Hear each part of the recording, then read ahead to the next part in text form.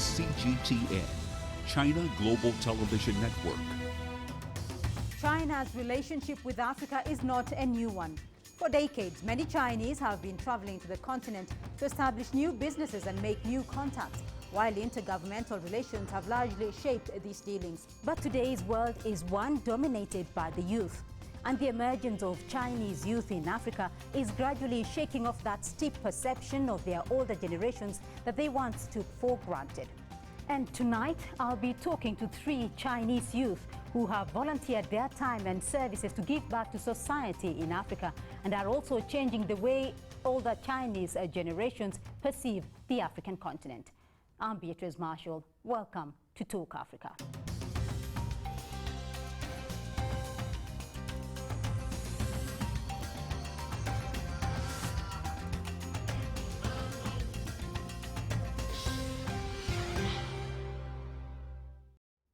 With me, I have 3 young Chinese people who have volunteered their time and services here in Kenya. Before we start our discussion, let's find out who they are and what has brought them to Africa. My name is Yating Lo. I'm working with Sino Africa Center of Excellence, which we call SACE. I'm a project manager. I manage a series of research and consulting projects that helps to facilitate China-Africa trade and investment. I think the most exciting about my job is that I'm actually changing the discourse and kind of like small characteristics of the China-Africa interactions. A lot of people would agree Africa is a continent that data hasn't been fully explored. And we are working on the front line that are generating this data, collecting them, cleaning them, and build them into what we already have. We bring people here, we also bring Africans to China and then increase the exchange and see how this kind of experience and exchange that impact on people's life and their perception. I think that's the 2 things I feel most proud of, and that's why I love my job. I'm Yuan Zili, and I'm from Wuxi, Jiangsu Province, China. I came to Nairobi last September, so I have been here for 5 months, and I'm a volunteer Chinese teacher from Confucius Institute at the University of Nairobi. I'm teaching Chinese here. Seeing my students they could not speak Chinese at first, but after my class, they can speak a little and a little more. So that's most make me feel proud. It's not me choosing to come to Africa, but Africa chose me because I wanted to go abroad after my graduation, and so this project just starts after my graduation, so I came to Africa. Our job is for 1 year, but if you want to stay for longer, you can stay another year. So I guess maybe I will stay here for 2 years. So my name's Joni. My Chinese name is Huang Zhaoyi, and I'm from Guangzhou, and I'm currently studying economics in the Capital University of Economics and Business. I started to work on this program since July last year.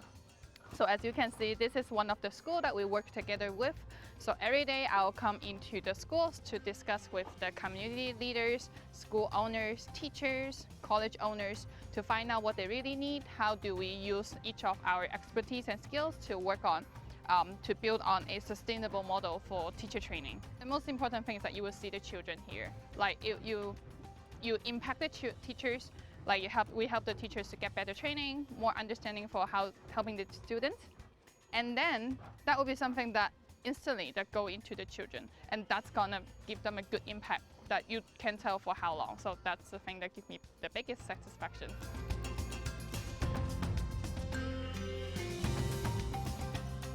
So before we begin our discussion, let's first meet our panel for today. They live and work here in Kenya.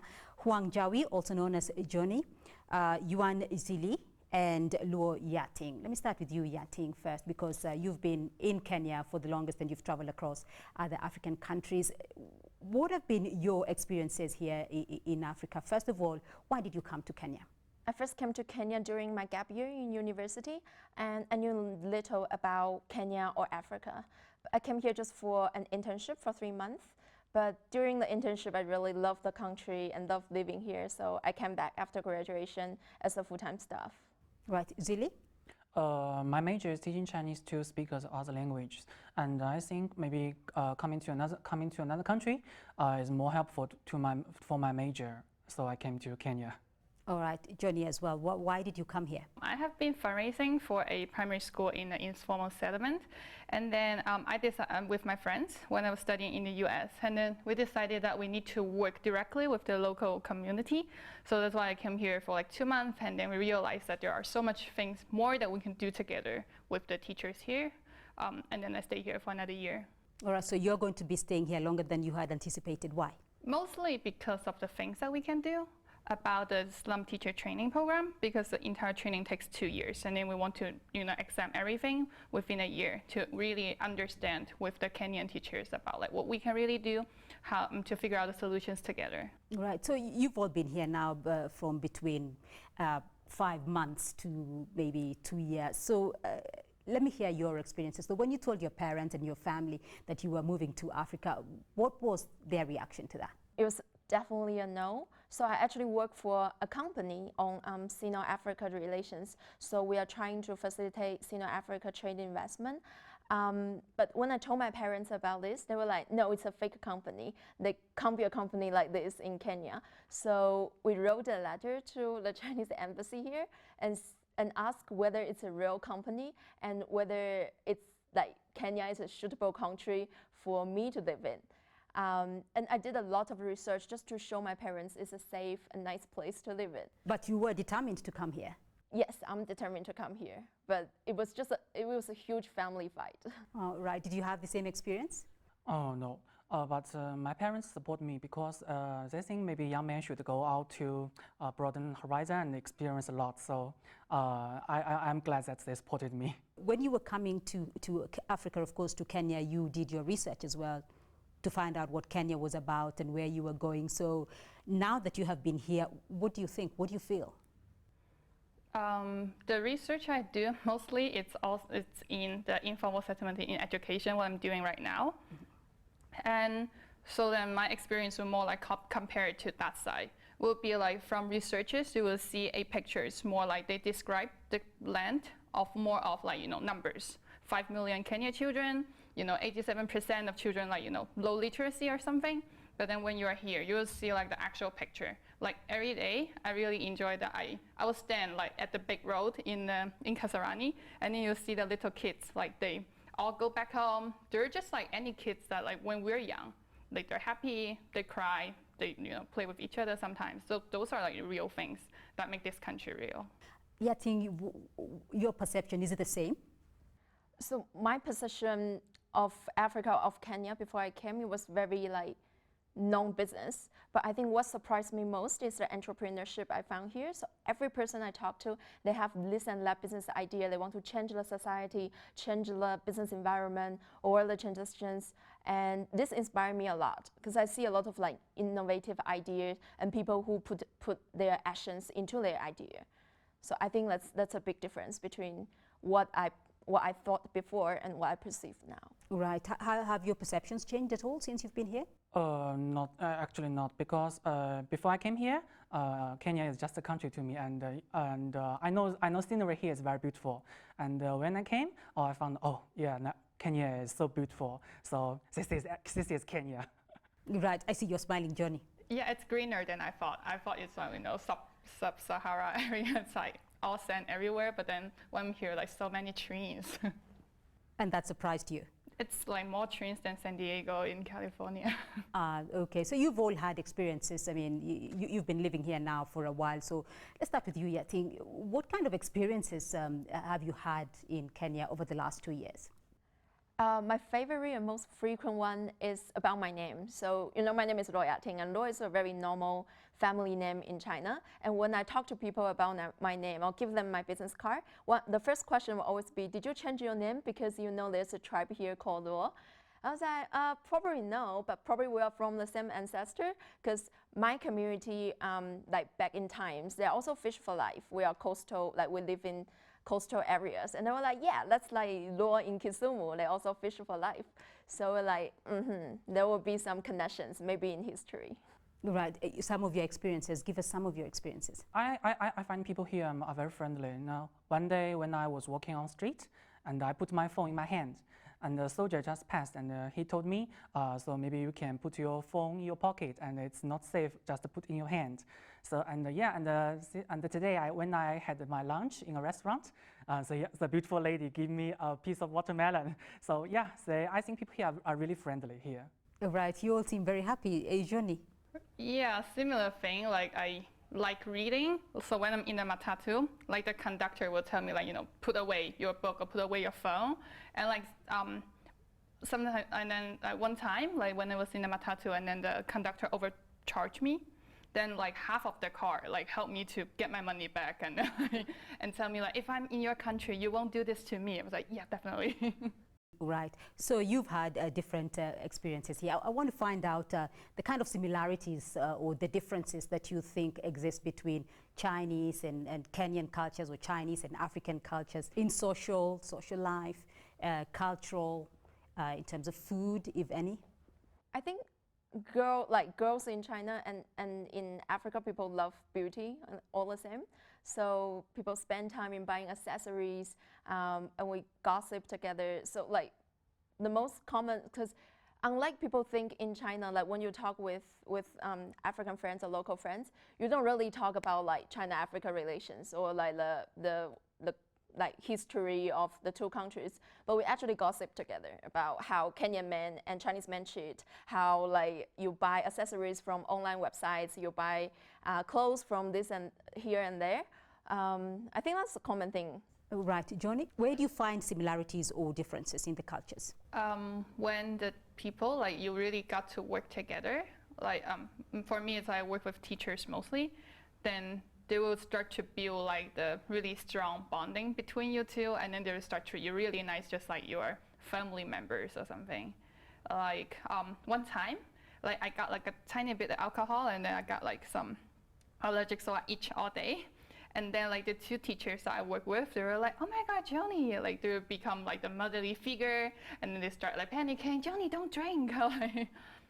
And they will also tell me like, if my daughter is your age, I'm definitely not letting her go, or like start to care about you. So that's something that really makes you feel close. Just like when you're back in China, people are also very, close to each other when they really find you're a good person. Right, Julie? I'm a teacher, so to me, so students here in Kenya are hardworking. So if you give them homework, usually they will do that and give you in time. But maybe some of them like to be late. But I'm happy they are getting better now. Most of them can come on time now. Right. So you have African friends. You have different friends from different cultures. How do they treat you?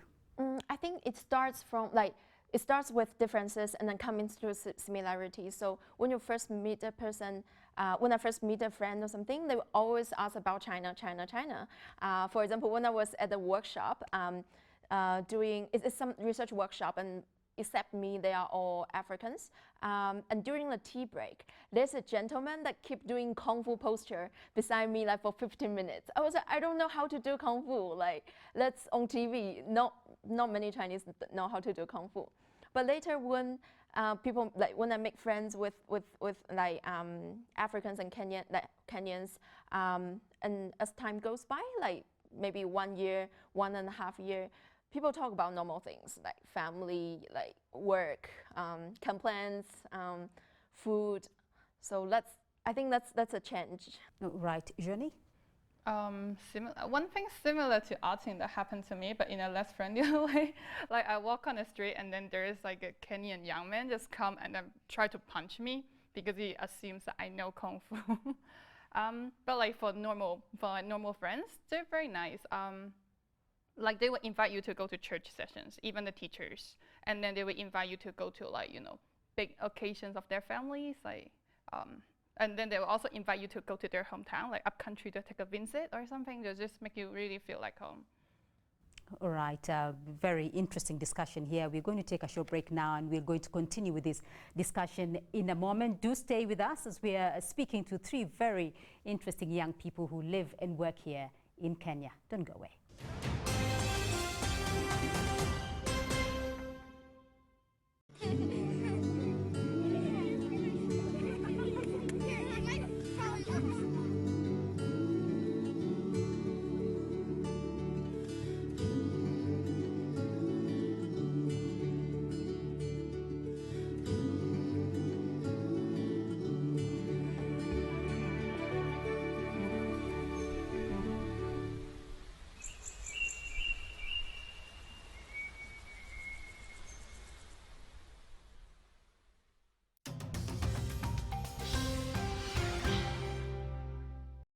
Welcome back to Talk Africa. I'm still here with my guests, Huang Jiahui, Yuan Zili, and Luo Yating. So, a lot of older Chinese people, because the concept of younger Chinese people coming to Africa is quite new, but a lot of older Chinese people have been coming here for years, mainly to do business. Is this changing at all? Why is it that younger people are now starting to come to, younger Chinese people are starting to come to Africa, and the perceptions of the old people versus your perception? So I think I come to Africa mainly for my experience. That I want to know more about the world. I want to see this place and live in this place, experience this place. But according to my understanding, a lot of older generation, they are very hardworking. They come here for industrial ideas. They come here to work, to make money. I think that's what's changed. A lot of my friends, they are here because they enjoy the life here. Right. Johnny? I think for like my peers, it's that now we got more choices other than, just digging into books and like the knowledge and stuff. Like now a lot of like my peers who will know, like, go out, see the world, make some change, do some difference. And then also like they speak better English right now, maybe compared to like the older generation. And then also like the other conditions, like the travel conditions are a lot easier right now. It's easier for parents to understand like Africa is not as a dangerous place, and then people will know more information and come here. So do you interact with all the Chinese people in Kenya? Yeah, when I first came, because I was on a research project, like interviewing Chinese companies, and all the people I interviewed was like older generation, and so many of them bought me dinners and then like welcomed me, encouraged me, and I was so touched. I was like calling my mom and saying like, like how friendly people are here compared to China. Right, Zili? I think many old people came to Africa. They're not come to experience, but our young people now coming just to experience. And the traditional impression on Africa is not very good, like poverty and disease. But when you came here, you will find, oh, it's much better than your impression. It's a good place here. So in your various work areas, when you eventually go back to China, how do you think your life here or your work here will have impacted the people that you're working with? For me, will be more understanding, and then also try to, when you start to solve a problem, just start with like, dig deeper to find the root cause, and then everything is like different factors to interact together. Like when I'm working with the teachers, sometimes when you get the information, like by talking to them, you really have to like get into the field and then learn about what they feel like, what are they really working with, dealing with every day. And then that is something that like gives you patience at the same time, and also to work with them. And another large portion is how to put like the different work style compatible with each other. Like Kenyan teachers, sometimes they would be like a little bit more Hakuna Matata. And then for me, I'm always in a rush. I was like, no, this is going to be like faster. Like you can just do it this way. And then this is a longer communication process that both of us understand each other, and to find out a way to communicate as well. Like let other people understand you and me trying to understand them as well. I think it's more like they're really patient, and also they are very inspirational. So then they believe that there are like longer path, like a path is long, but then like as long as you're taking steps like one by one, you'll get there. And then for me, it will be like, this is the goal that we have to go, take step and go there. So by dealing with this will be more like getting us on the same page. Like what do we want to do in the longer picture? Coming back a little bit, and then maybe I'm here, you're there, so we're still doing the same thing to go on the same path. So Yating, you mentioned previously that you shared an apartment with an African friend. So what is your experience, living with somebody who's not Chinese, and in terms of cooking, in terms of, the social life? Yeah, I used to stay with a couple African ladies, and then, well, I think that was a wonderful experience. So we're like cooking for each other, and I tried jollof rice from Nigeria. I tried some different kinds of food, and then we try to understand each other, especially in terms of lifestyle. For example, I don't really when I first see like African ladies braid their hairs, and I was like, how can you shampoo your hair? It was like, we don't shampoo for a month. It was like, wow, you save a lot of time and effort. I wish I could do that. But they were like we're just starting to understand each other, how you dress up, how you do your hair, how you do this and that, and that's amazing. Right. Johnny, you did mention about being invited to go up country, what we call up country, to the rural homes. What was that experience like? I was in Kisumu and then in a rural community. So the good part is that people really like you. Like even from far, when they see you, they will start waving and then like start yelling. They're yelling like "Ching Chong" to say hi to you. Sometimes I get like confused, like how did this word get so far? Like even when I was swing sitting in Kakuma refugee camp, the kids know like yell at "Ching Chong" as well. So I was like, where do you learn that? Then people are very nice. Does that offend you at all? Like, not really, but like I think depends. Like some people will yell "Ching Chong," and then some will start to make some sound that they thought it's Chinese, and then. For that part, I will be more intended to be like, if you want to, really know, really know me, you can ask me things rather than like yell at something that you thought is Chinese and then make fun of it and then laugh when I pass away. right, Zili? When talking about food, I have a lot of things to say. I'm a good cook, and also last semester we had a Chinese corner, and the topic of my Chinese corner is about Chinese cuisines. So I showed a lot of beautiful pictures of the food, and the students said, "Wow, wow!" They just want to have a try. And I invited my students to my home, and I cooked Chinese dishes to them, and they just said, "Oh, it's the best things I have ever tried." So the sense of achievement is very great. All right. Do you eat African food at all? Yeah. Sometimes I have evening class. So when the class finished, it's late and a little lazy. I don't want to cook, so I just go to buy some chapatis and mandazi, samosa. Yeah, I love that. All right. So obviously, for your family and friends, you keep in touch with them and you talk to them about your experiences and living in Africa. What do you say to them? So I introduced to them about my friends, about the stories I heard, because they will always ask how do they do a wedding in Africa? Do they take buses? Do they do this and that? People are very curious about each other, and it's the same. I attended a funeral a while ago, and then I was talking with my colleagues in the office about how funerals are done in each country, in different countries, and I found that's very interesting. Actually, all the countries share something in common, at the very least. So. Right, Zili? My friends usually told me, don't forget to send us pictures of here. Here sky is blue and you can see wild animals everywhere. So it's totally different. You cannot see so many wild animals in China. So when I go out, they just call me. They just want to talking to me through video, and they say take pictures and send them to us. And also my friends usually they know what I'm doing here. So. And I think now young men, they are just they know what's the real Africa is, and so they just know what's going on here. So it's just like that. Right, Johnny. Parents, that they will always worry about whether you're safe, are you eating good, are you taking good rest or something. So I also always start with yay, new fruit now, mangoes are great and cheap, avocados are super cheap. That's my opening line every time.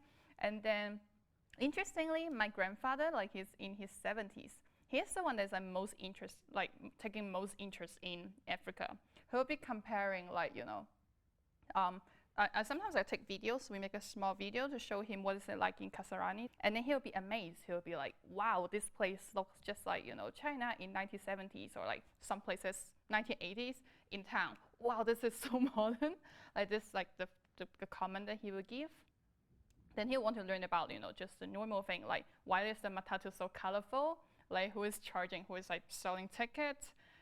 For parents' side, they would still be a little bit more serious, how's your work going, or that kind of stuff.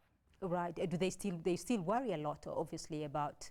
But are they getting better with your safety? Do they feel that you're safe now? Yeah, they do. They actually care more about, like, you know, when are you coming back? I see you're laughing as well.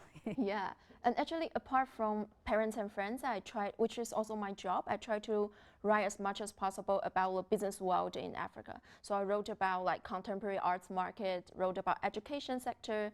So like to show people Africa is not only about wildlife and poverty, it's also a lot more to explore. Right, and this isn't going to be complete before I ask you how you feel, how you think it has impacted being in Africa. How has that impacted you in your personal life? I think it definitely adds value to my growth. I think I see a market informing. So like one important reason why I want to be in Africa, because it's the next big market here in the world. It's underexplored yet, and then it has a lot of opportunities, and it has all this like young labor and young brilliant minds. I think my experience here would definitely give me more idea what I will be doing in the future. Right, Zili, how has this impacted your personal life? This is my first time coming to another country except China. So I think it just broadened my horizon. And also, I live by myself, so I need to do everything by myself, like cooking and cleaning, like do everything. So I think it's another kind of life for me, because usually when you are in school, you just go to dining hall for meals, and you have friends. And they will do something for you, but now it's everything just depends on yourself. So also when I was in China, I just learned the knowledge in classes. The teacher told you, oh, you should teach students in this way and in that way. But since I came here, I'm the teacher, so I can know how to teach students in my way, and it's also that's in the schools you cannot get. Right, Johnny? For me, it's not only it's kind of like embracing the diversity, because I don't feel much difference actually. It's more like a mindset. It's how you're taking new things, how you're also trying to communicate the new things, and then like change, maybe like work together to change the mindset with other people. That kind of change, it's something very different that I do like first time in my life. Right, this has been a very interesting discussion. Thank you very much for being on the program. Huang Yawi, also known as Johnny, Yuan Zili, and Luo Yating, thank you very much for your insights today on Talk Africa. And that's all we have time for this week on Talk Africa. But you can continue this conversation with us by joining us on YouTube, Facebook, and Twitter. And join us again next week for another edition of Talk Africa. Goodbye.